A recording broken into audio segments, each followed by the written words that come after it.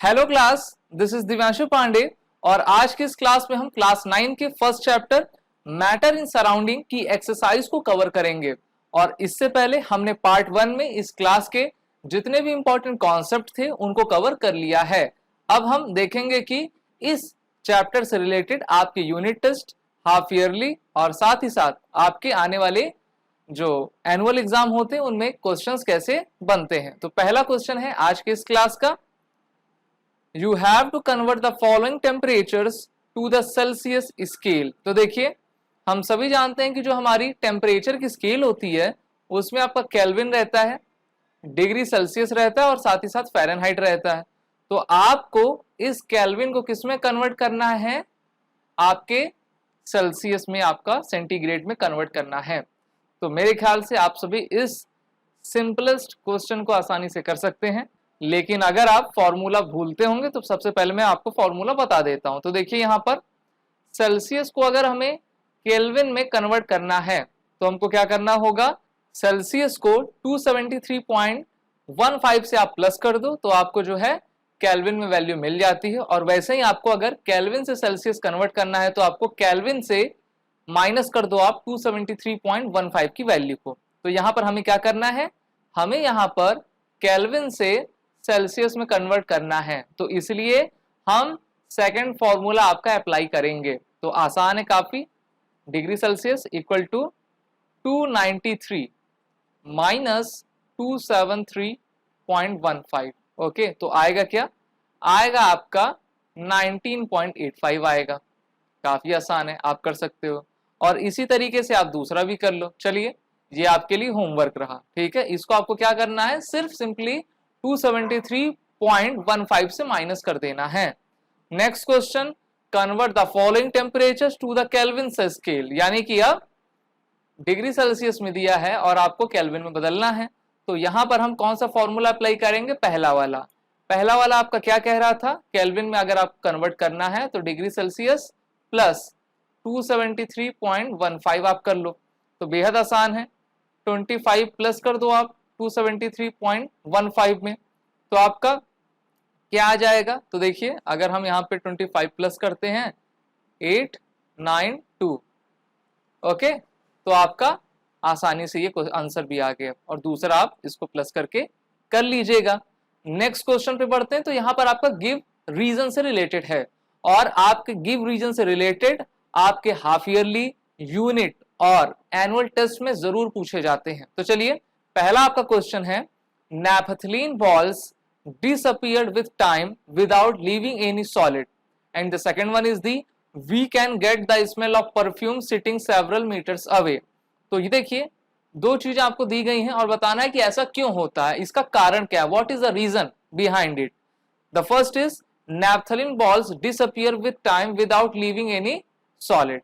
तो अगर हम इसका करेक्ट आंसर देखें तो इसका ड्यू टू है आपका सब्लिमेशन प्रोसेस से।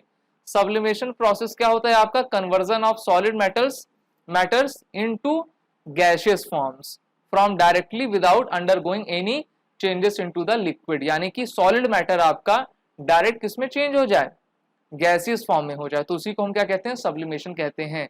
आप में से जिसने मैटर इन सराउंडिंग का पहला पार्ट नहीं देखा है वो बिल्कुल उसको देख लीजिएगा, आपका कॉन्सेप्ट भी क्लियर हो जाएगा, ठीक है। तो आपके नैपथलीन जो बॉल्स होती हैं डायरेक्टली आपके गैस में कन्वर्ट हो जाती हैं, तो वो आपका सब्लिमेशन प्रोसेस इन्वॉल्व करता है, क्योंकि नैपथलीन बॉल किसमें आपकी रहती हैं? आपके सॉलिड स्टेट में रहा करती हैं। अब अगला है आपका, we can get the smell of perfume sitting several metres away. मान लीजिए आप जो है किसी शादी में गए हो और वहां पे किसी ने परफ्यूम नहीं लगाया है, लेकिन आप एकदम डीओ वीओ मार के कूल बॉय बन के आप जा रहे हो, ठीक है। होता क्या है? तो आपकी जो परफ्यूम की स्मेल है, चाहे वो अच्छी हो या फिर खराब हो, तो वो पूरे आपके एटमॉस्फेयर में फैल जाती है। ऐसा इसलिए होता है क्योंकि जो हमारे गैस होते हैं उनका जो इंटरमॉलिक्यूलर फोर्स होता है सबसे कम होता है और वो फ्रीक्वेंटली आपके जो है मूव करते रहते हैं हेयर एंड देयर। इस कारण से जो है वो वोलेटाइल नेचर के हैं और वो पूरे आपके इन्वायरमेंट में फैल जाते हैं। इस कारण से जो है परफ्यूम की स्मेल पूरी जगह फैल जाती है। अगला आपका क्वेश्चन है, what is the physical state of water eight 25 degree Celsius, 0 degree Celsius and 100 degree Celsius. तो देखिए काफी इंपॉर्टेंट क्वेश्चन है, और लेकिन एक ह्यूमर वाला क्वेश्चन है, ठीक है। हम सभी जानते हैं कि 25 डिग्री सेल्सियस पे वाटर की फॉर्म लिक्विड रहती है, 0 पर क्या रहेगी आपकी सॉलिड यानी कि आइस बन जाएगा, बर्फ, और 100 डिग्री पे आपकी बॉइलिंग रहेगी। तो इसलिए आप अपने आंसर में क्या लिखोगे, the physical state of water eight 25 degree Celsius is liquid, 0 degree Celsius पे आपका सॉलिड लिक्विड बोथ दोनों हो सकता है, ओके। और आपका मेनली आपका आइस हम देखा करते हैं सॉलिड फॉर्म में। The physical state of water at 100 degree Celsius gas, water और बोथ। तो ये आपकी वाटर की फिजिकल स्टेट्स हैं डिफरेंट डिफरेंट टेम्परेचर्स पे।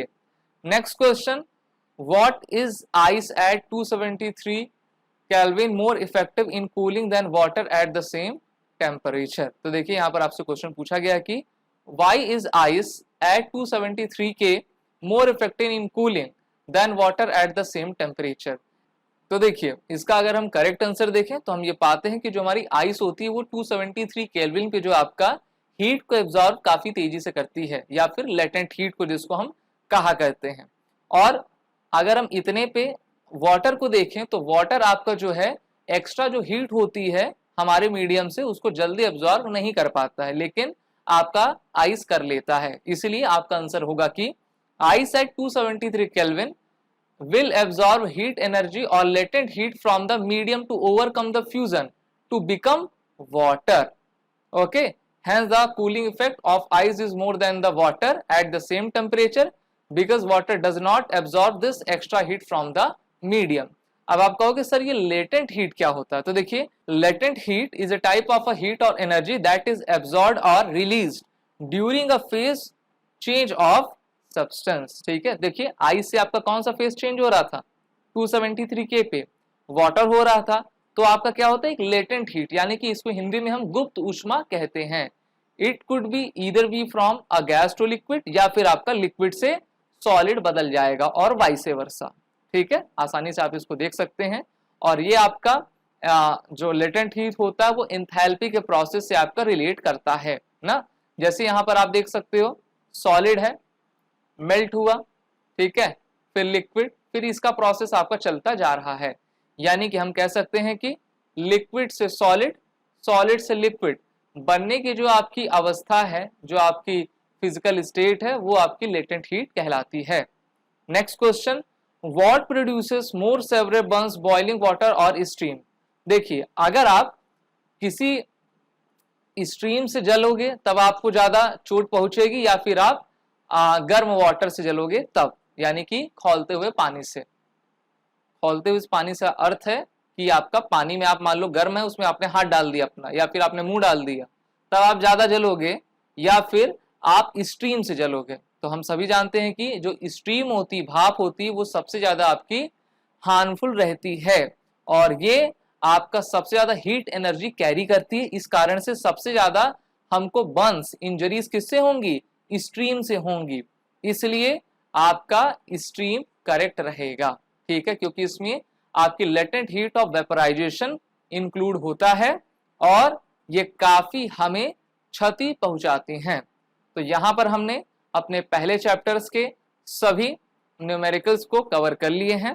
Thank you for the watching session, and also please like and share this session. जय Hind and best of luck.